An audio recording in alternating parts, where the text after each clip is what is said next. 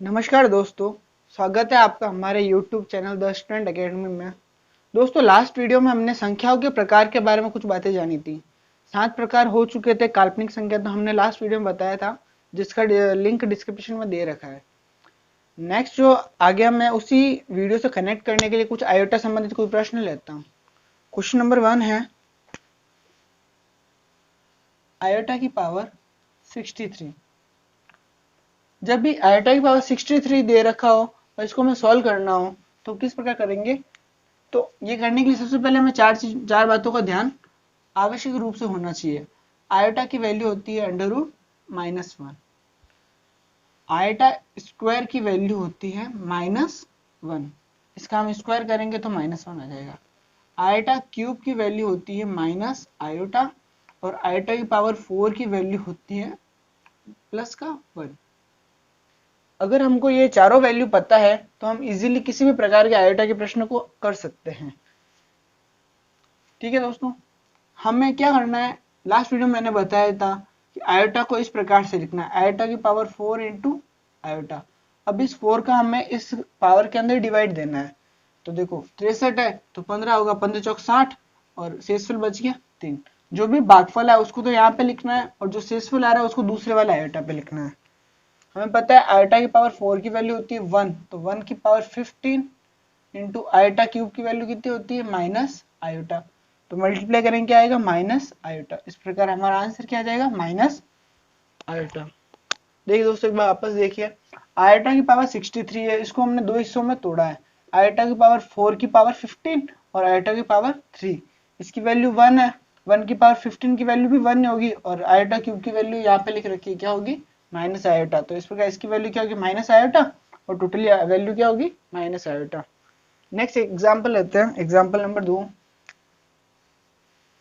वो है iota 1 upon iota की पावर 123। जब भी आयोटा की पावर 1 अपॉन करके दे रखी हो तो ऐसे क्वेश्चन को हम किस प्रकार सॉल्व करेंगे। तरीका वही है, लेकिन सारे तरीकों को उसको हमें 1 अपॉन के रूप में अप्लाई करना है। आयोटा की पावर 130 को हमें तोड़ना है, आयोटा की पावर 4 इंटू आयोटा। अब 4 का डिवाइड देना, तरीका वही है, तो 30 बार जाएगा, और पीछे क्या बचा 120 और 3। मैंने क्या किया, इसको आयोटा की पावर 4 के रूप में लिखा, फिर 4 का इसमें डिवाइड दिया, तो 120 कितनी बार आएगा 30 बार बारह बोलेंगे तब, और जो रिमाइंडर बचा उसको दूसरे वाले आयोटा के ऊपर लिखना है।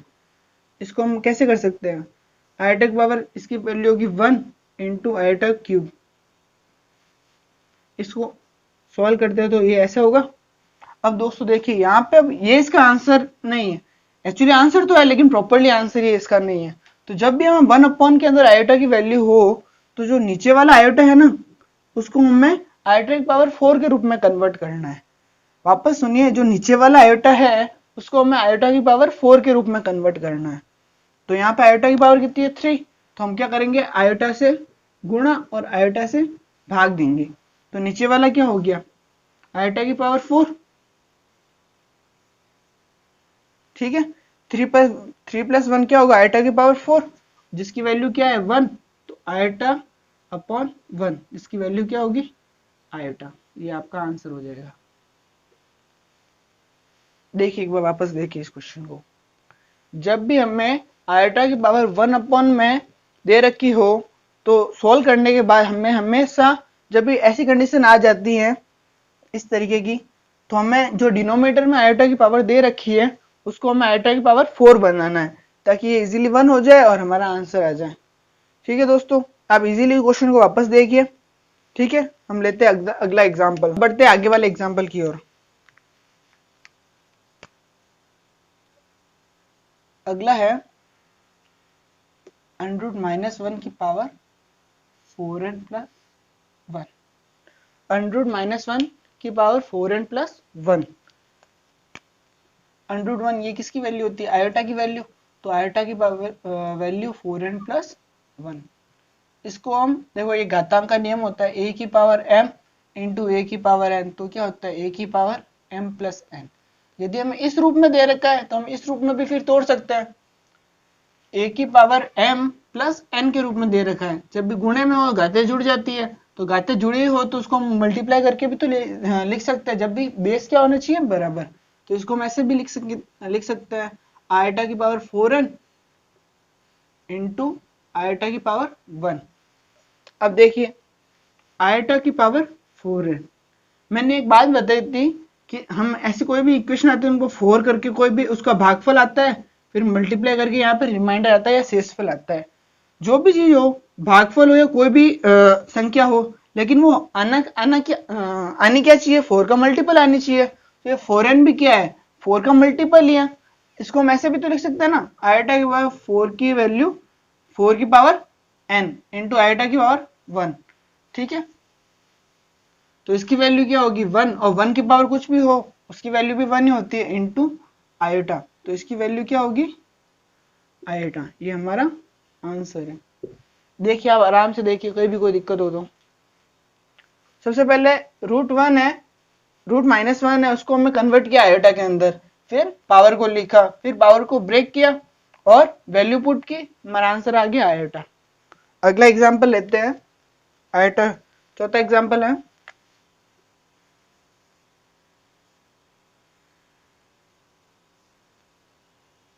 -√16 इंटू माइनस का 25 है। देखिए एक बार केवल इसको देखिए, देखो इसको हम ऐसे भी तो लिख सकते हैं ना, √-1 इंटू √16, इसकी वैल्यू होगी आयोटा इंटू √16। √16 की वैल्यू क्या होगी 4, तो ये क्या है 4 इंटू आयोटा। ठीक है, इसी प्रकार √25 भी हो जाएगा, तो इसकी वैल्यू क्या होगी 4 इंटू आयोटा इंटू ये होगा 25 का स्क्वायर रूट 5, तो 4 इंटू 5 इंटू आयोटा। ठीक है, तो 4 5 20 into iota square, iota square की वैल्यू क्या होती है -1, तो ये हो जाएगा 20 इंटू -1, टोटल क्या हो जाएगा -20। ये आपका आंसर है। इसको हमने कैसे सॉल्व किया वो मैं बता रहा हूँ। 16 जो था इसका तो स्क्वायर रूट होता है 4, और √-1 की वैल्यू क्या होती है आयोटा, तो ये टोटल क्या हो जाएगा 4 आयोटा, ये हो जाएगा 5 आयोटा।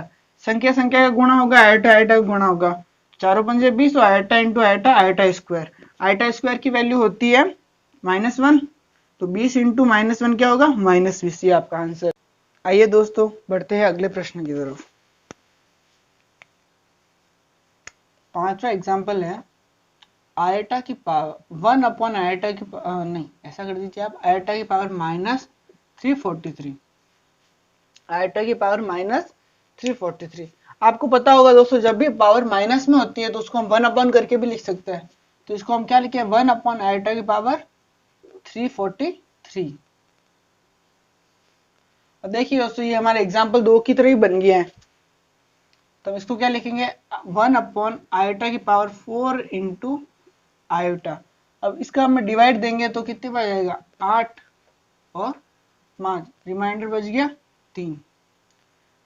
आयोटा की पावर 4 की वैल्यू क्या होगी 1, ये पूरा हो जाएगा 1 इंटू आयोटा की पावर 3, 1 अपॉन आयोटा की पावर 3, वापस वही डिनोमिनेटर में आयोटा की पावर 3 है तो हम इसको 4 बनाता हूँ, अब मल्टीप्लाई करेंगे आयोटा 1 आयोटा अपॉन आयोटा से, तो ये क्या हो जाएगा आयोटा अपॉन 1 जिसकी वैल्यू होगी आयोटा। ये आपका आंसर है। जब भी पावर माइनस में हो तो उसको हम इस तरीके से लिख सकते हैं, और उसके आगे तो हमने जो क्वेश्चन किया उसी के तरीके से आगे करना है। ठीक है दोस्तों, उम्मीद है आपको ये वीडियो पसंद आया होगा। आगे बढ़ते हैं। देखो लास्ट वीडियो में हमने देखा था संख्या के 7 प्रकार लिए थे, अब संख्याओं के और भी 2 प्रकार है, भाज्य संख्या और अभाज्य संख्या, जिसमें से अभाज्य संख्या थोड़ी इंपॉर्टेंट है तो हम पहले लेंगे अभाज्य संख्या।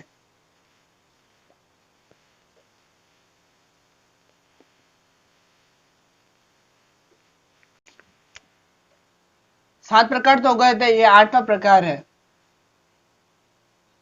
अभाज्य संख्या। इंग्लिश में इसको बोलते हैं प्राइम फैक्टर, और हिंदी में इसका एक और नाम होता है, उसको बोलते हैं रूट संख्या। ये संख्या रूढ़ होती है। रूढ़ से तात्पर्य है कि ये संख्या थोड़ी अलग होती है, सभी संख्या थोड़ी डिफरेंट होती है, इनका कोई निश्चित क्रम नहीं होता। इसलिए ऐसी संख्या जो एक एवं स्वयं से विभाजित हो।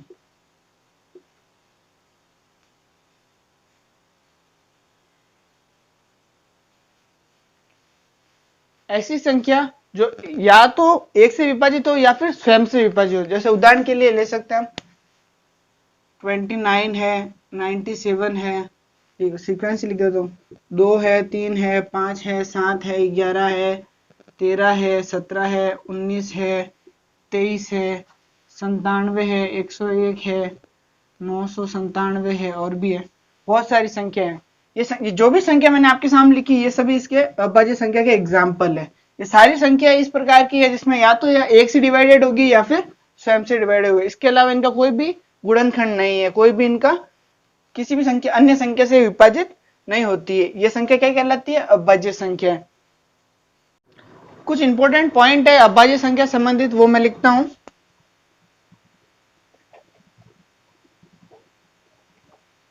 जीरो एवं एक न तो अभाज्य संख्या है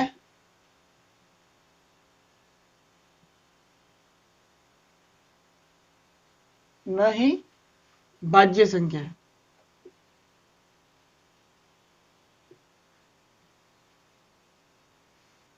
जीरो और एक जो संख्या है वो न तो भाज्य संख्या है न ही अभाज्य संख्या, ये हमेशा ध्यान रखिएगा आप।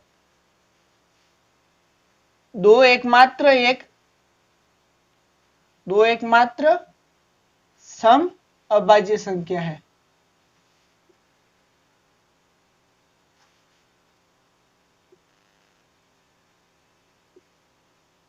दो जो है वो एकमात्र सम अभाज्य संख्या, यानी इसके अलावा जितनी भी अभाज्य संख्या उनमें कोई भी सम संख्या नहीं है। ठीक है।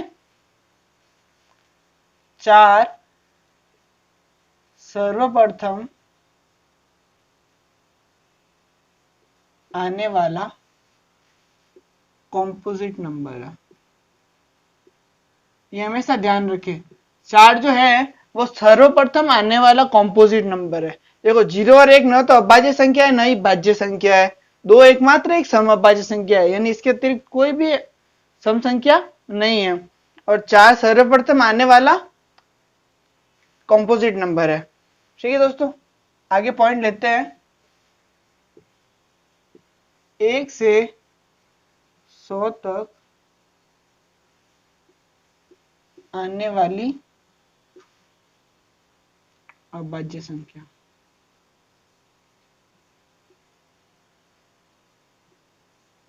एक से 100 तक आने वाली अभाज्य संख्या की टोटल कितनी होती है? 25 होती है। यानी 2, 3, 5, 7, 11 ऐसे से करके लास्ट 97 तक आती है, जो क्या है?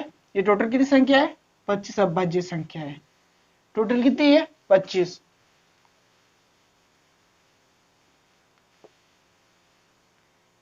एक से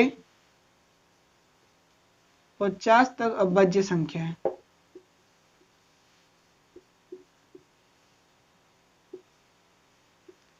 एक से 50 तक अभाज्य संख्या होती है 15, और 1 से 51 से कर लीजिए, 51 से 100 तक अभाज्य संख्या कितनी होती है?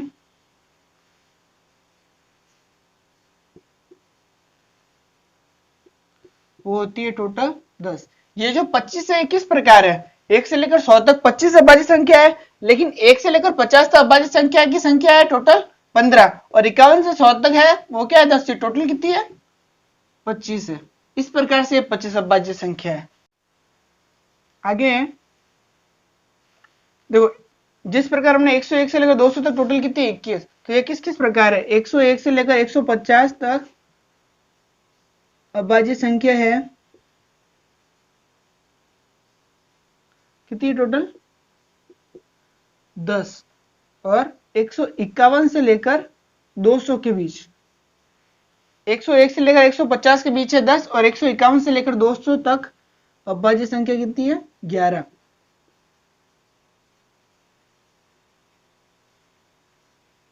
ये है 11। तो ये 21 किस प्रकार है 101 से लेकर 150 के बीच तक तो है 10 और 151 से लेकर 200 के बीच कितनी है 11। टोटल क्या है ये 21 अभाज्य संख्या। और ये भी ध्यान रखना कि 1 से लेकर 200 तक टोटल अभाज्य संख्या कितनी है वो होगी टोटल 46। टोटल होगी 46। ये हमेशा ध्यान रखना आप कि ये जो देखो जो भी मैंने अभी तक ये बातें बताई ना ये सारी 1 से लेकर 200 की रेंज के बीच आने वाली अभाज्य संख्याओं से संबंधित थी। 1 से लेकर 200 तक की रेंज के बीच। 1 से लेकर 100 तक आती है 25, जिसमें से 1 से लेकर 50 तक तो है 15 और 51 से लेकर 100 तक है 10। उसके अलावा है 101 से लेकर 200 के बीच, ये टोटल होती है 21 अभाज्य संख्या। थोड़ा लाइट दिख रहा होगा ना, तो ये टोटल होती है 21। और ये होती है 101 से लेकर 150 के बीच होती है 10 और 151 से लेकर 200 के बीच होती है 11 और 1 से लेकर 200 तक जो के बीच जो भी अभाज्य संख्या होती है वो टोटल होती है 46। बहुत इंपॉर्टेंट बात है ये आप हमेशा ध्यान रखना। अब आगे बढ़ते हैं कुछ और पॉइंट की तरफ।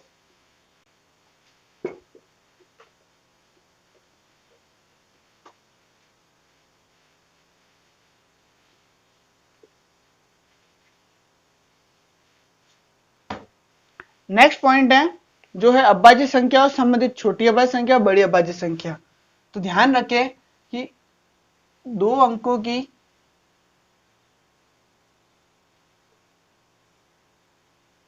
सबसे बड़ी अभाज्य संख्या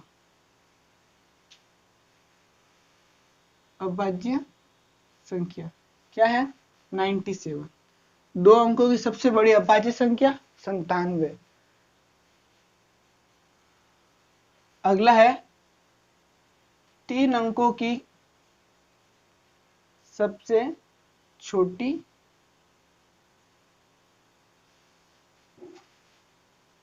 अभाज्य संख्या। 3 अंकों की सबसे छोटी अभाज्य संख्या होती है 101, ठीक है। और 3 अंकों की सबसे बड़ी अभाज्य संख्या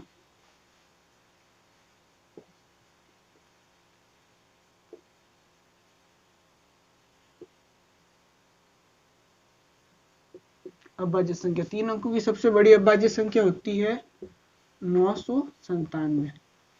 देखिए 2 अंकों के लिए सबसे बड़ी अभाज्य संख्या होती है 97 और 2 अंकों की सबसे छोटी अभाज्य संख्या होती है 11, जो कोई नहीं पूछता है 11। और पूछे या ना पूछे आपको पता होना चाहिए, फिर मैंने बता दिया 11 होती है और ये आपको पता भी होगा। 2 अंकों के अंदर तो हम देख भी सकते हैं, ठीक है ना, 2 3 5 7 11। उसके अलावा सबसे पहले क्या आती है 2 अंकों के अंदर 11 ही आती है, ठीक है। 3 अंकों की सबसे छोटी अभाज्य संख्या होती है 101 और 3 अंकों की सबसे बड़ी अभाज्य संख्या होती है 997। इसी प्रकार 4 अंकों की सबसे छोटी अभाज्य संख्या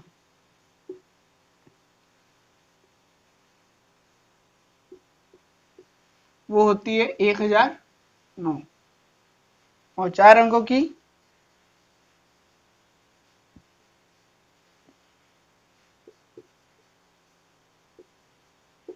सबसे बड़ी अभाज्य संख्या क्या होती है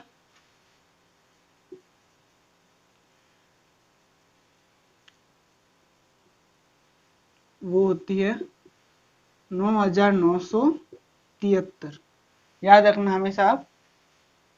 4 अंकों की सबसे छोटी अभाज्य संख्या होती है 1009 और 4 अंकों की सबसे बड़ी अभाज्य संख्या होती है 9973। इनमें सबसे इंपॉर्टेंट पॉइंट है ना वो जो अक्सर एग्जाम पूछा था, एक तो ये है, ये भी है और ये भी है। ये 3 पॉइंट अक्सर एग्जाम पूछा जाता है, ये कोई नहीं पूछता। अभी तक तो किसी एग्जाम पूछा नहीं और फिर ही पूछे तो आपको मैंने बता दिया है। सबसे इंपॉर्टेंट है ये। इसके अलावा भी एक पॉइंट है, आप हमेशा ध्यान रखना कि 3 से बड़ी, बहुत इंपॉर्टेंट पॉइंट है, 3 से बड़ी अभाज्य संख्या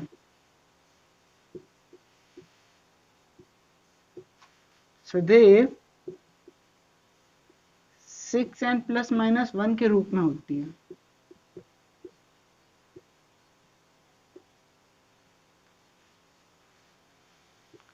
जहां n क्या है, जहां n बिलोंग्स टू है कैपिटल N। n क्या है, एक प्राकृतिक संख्या, कोई भी प्राकृतिक संख्या हो वो क्या है, हो सकती है। यहाँ पे 3 से बड़ी कोई भी अभाज्य संख्या हो वो सदैव इस रूप में होगी। जैसे उदाहरण के लेते हैं 23 है, 29 है, आप 43 ले लीजिए, इसके अलावा 101 है, ठीक है, सारी अभाज्य संख्या है ये, और ये सभी इसी रूप में है।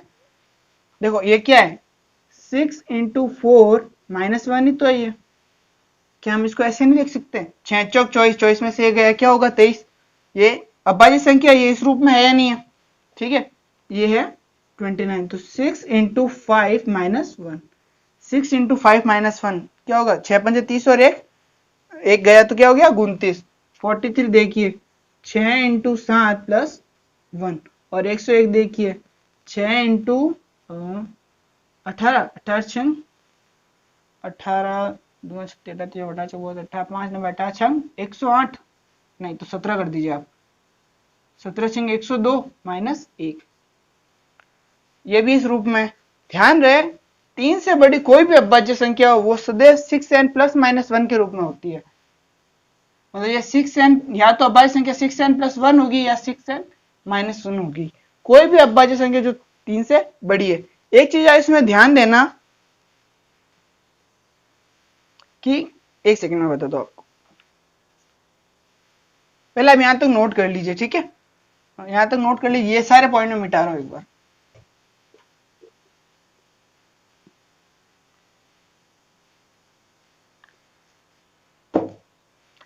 मेरे कहने का मतलब है कि देखो 23 है ना, 23 ये एक अभाज्य संख्या है, तो ये 6 इंटू 4 माइनस 1 इस रूप में है। मेरे कहने का मतलब है कि कोई भी संख्या हो 3 से बड़ी वो इस रूप में अवश्य होगी। लेकिन जैसे एग्जांपल लेता हूं मैं, आप 25 ले लीजिए एग्जांपल, ये क्या है 6 इंटू 4 प्लस 1 है, ये भी 6n प्लस 1 के रूप में है, लेकिन ये अभाज्य संख्या तो नहीं है।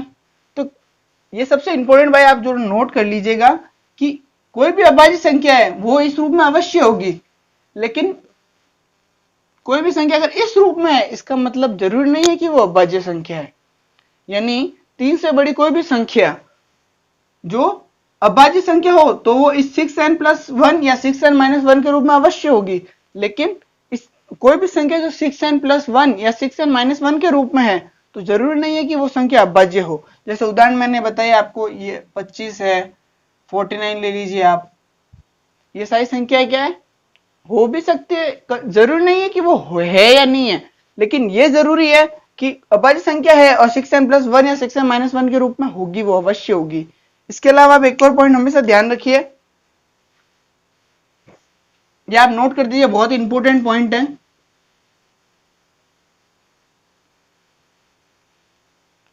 अगला पॉइंट आप हमेशा ध्यान रखिए,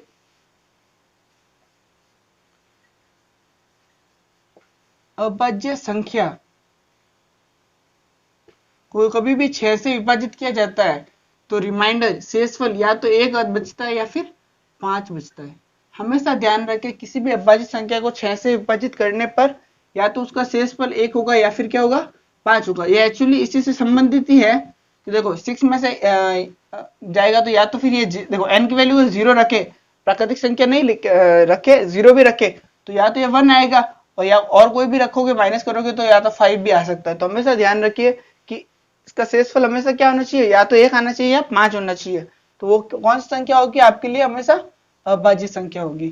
ठीक है दोस्तों, समझ में आया होगा आपको, और नहीं आ रहा है तो आपके सब जो भी मोस्टली जो स्टूडेंट वीडियो देख रहे हैं वो उनके पास मेरे कांटेक्ट नंबर है, तो इन दोनों वीडियो में कहीं भी कोई दिक्कत हो तो आप मुझसे कांटेक्ट कर सकते हैं। कुछ भी समझ में नहीं आ रहा तो कमेंट सेक्शन में आप प्रॉब्लम को नोट कीजिए, वहां पे कमेंट कीजिए। ओके दोस्तों, अभाज्य संख्या आपको समझ आ गई।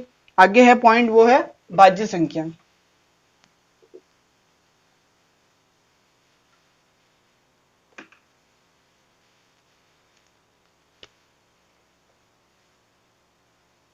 8 प्रकार तो होगा, यह है 9वां प्रकार, भाज्य संख्या। इसको संयुक्त संख्या भी कहते हैं, ठीक है। कॉम्पोजिट नंबर, इंग्लिश में बोलते हैं इसको कॉम्पोजिट नंबर। भाज्य संख्या क्या होती है? ऐसी संख्या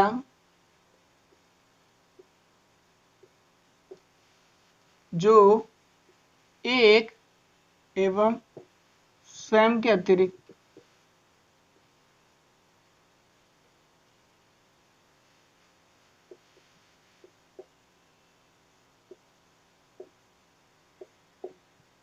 किसी अन्य संख्या से भी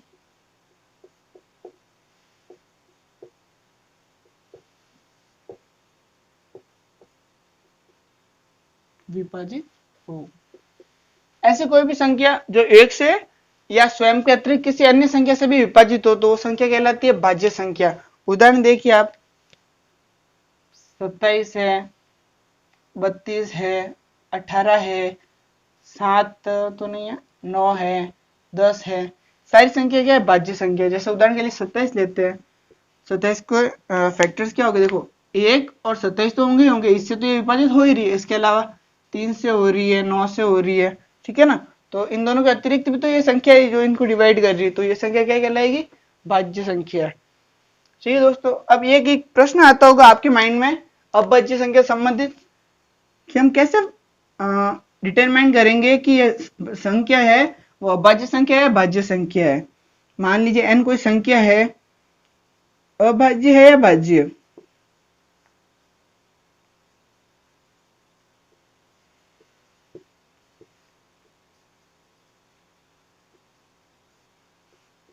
n कोई संख्या है, वो भाज्य है या अभाज्य? आप किस प्रकार चेक करेंगे कि अभाज्य संख्या है या भाज्य संख्या है?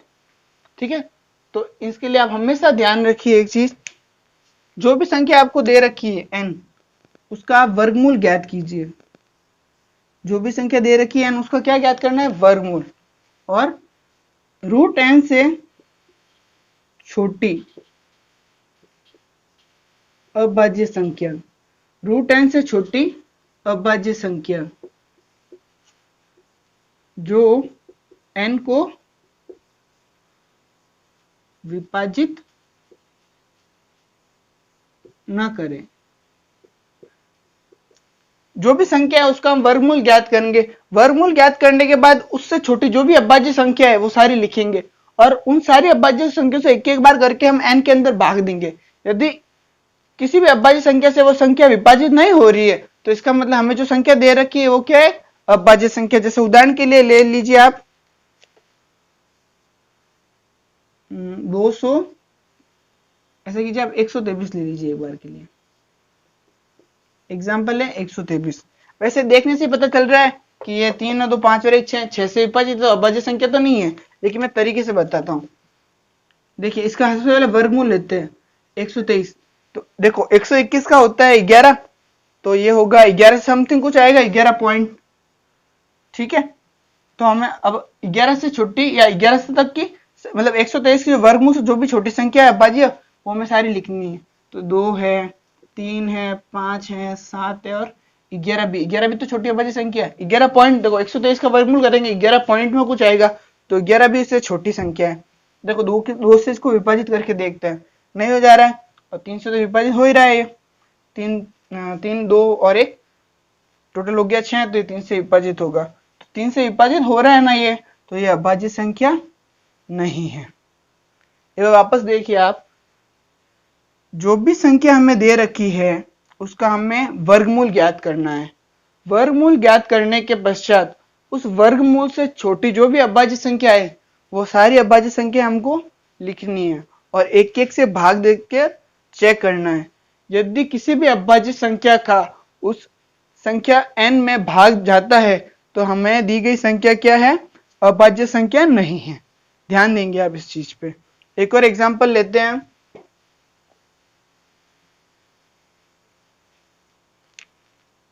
जैसे एग्जांपल के लिए ले लीजिए आप 443 ले लीजिए, ठीक है, 443। इसका भी हम वर्गमूल ज्ञात करना 443 का, तो देखो 441 तो होता है 21 का, तो 21 के आसपास है, तो ये क्या 21 पॉइंट समथिंग कुछ होगा। तो अब 21 से छोटी जो भी अभाज्य संख्या, सारी अभाज्य संख्या हमें लिखनी है। तो क्या होगा 2, 3, 5, 7, 11, 13, 17, 19 और 21 लिखेंगे क्या? नहीं, 21 तो अभाज्य संख्या नहीं है ना, तो ध्यान देंगे 21 नहीं लिखेंगे, ठीक है ना। अब एक एक से डिवाइड करके देखते हैं। यहाँ पे 2 से तो हो ही नहीं रही है, 3 से देखें तो 4 4 8 और 3 11, 3 से भी नहीं जा रही, 5 से भी नहीं जाएगी, 7 से 7 चौक 28, 7 पहले 7 छंग 42 नहीं जा रही है, 11 से नहीं, 13 से भी नहीं जा रही है, 17 से भी नहीं जा रही है और 19 से भी नहीं जा रही। तो देखेंगे किसी भी संख्या से विभाजित नहीं हो रही है। जो 443 क्या है? एक अभाज्य संख्या है। ये क्या है? अभाज्य संख्या। ध्यान देंगे आप, ठीक है। क्यों? हमने क्या किया, जो भी संख्या दे रखी उसका वर्गमूल ज्ञात किया। अब उस वर्गमूल से छोटी जो भी अभाज्य संख्या है, सारी अभाज्य संख्या लिखी। ध्यान देंगे, देखो लास्ट के अंदर क्या था, लास्ट का हमने जब वर्गमूल ज्ञात किया था ना, तो 11 पॉइंट समथिंग कुछ आया था, लेकिन तो उसके अंदर 11 भी इंक्लूड था, क्योंकि 11 से वो छोटी 11 अपना 11 पॉइंट है ना, तो 11 तो उससे छोटी संख्या है। लेकिन यहाँ पे हमने जब वर्गमूल ज्ञात किया तो 21 पॉइंट समथिंग आया था, लेकिन 21 एक अभाज्य संख्या नहीं है, इसलिए हमने यहाँ पे 21 को नहीं लिखा, ठीक है ना। तो ये वापस ध्यान देंगे यहाँ पे, ठीक है ना। तो हमने प्रत्येक संख्या का इस संख्या के अंदर भाग देके चेक किया, किसी भी संख्या में भाग नहीं जा रहा, तो ये संख्या क्या है? अभाज्य संख्या है। उम्मीद है दोस्तों आपको ये समझ में आया होगा, और कोई भी दिक्कत तो आप कमेंट सेक्शन में पूछ सकते हैं। आगे बढ़ते हैं। अगली संख्या है सहअभाज्य संख्या, नंबर 10 पे है सहअभाज्य, इसको बोलते हैं को प्राइम नंबर।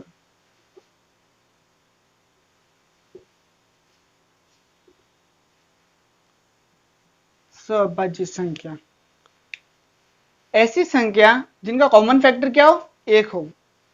जैसे इस परिभाषा में भी लिखूंगा, जैसे मान लीजिए 27 और 20 है, ठीक है। 27 को देखो, 27 क्या होगा? 1 या 27 ही होगा, और क्या होगा?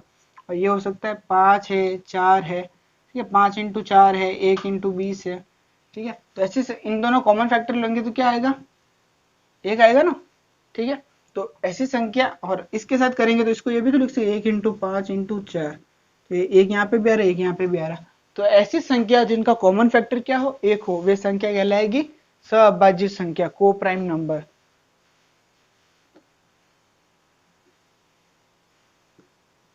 ऐसी संख्या जिनका उभयनिष्ठ गुणनखंड क्या हो?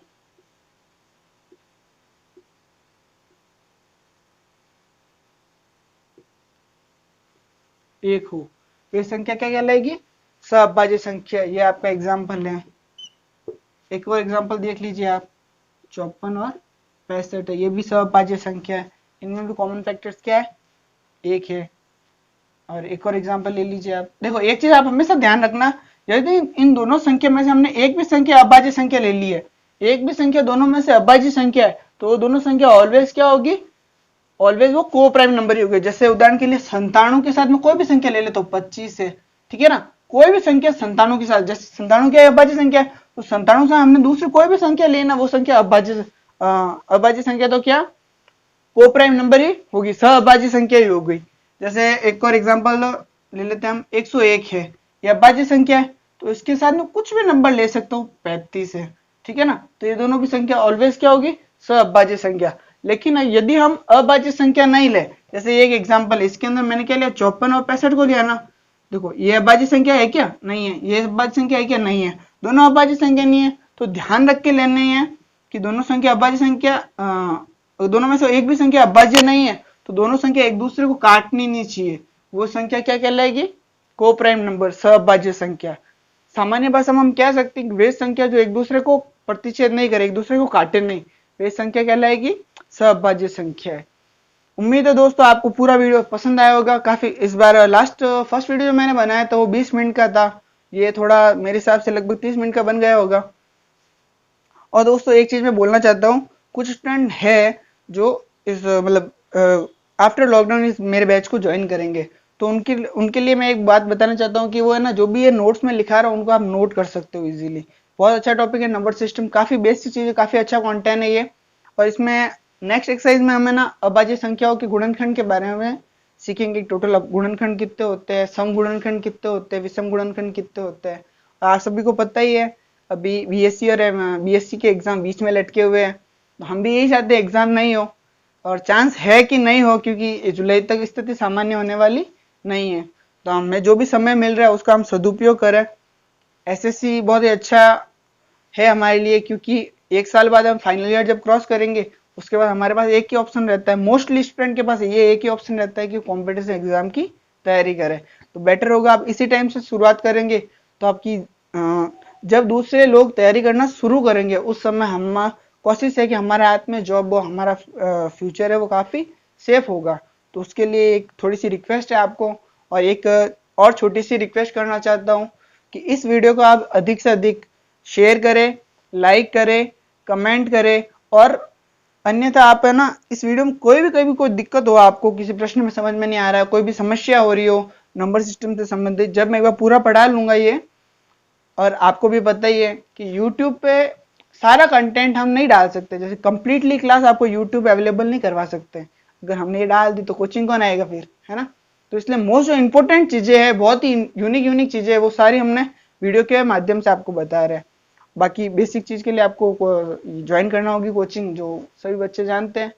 और वापस यही कहना चाहूंगा, वीडियो को लाइक करें, सब्सक्राइब करें चैनल को, और कमेंट करें, बेल आइकन भी दबाएं। Thank you so much. जय हिंद।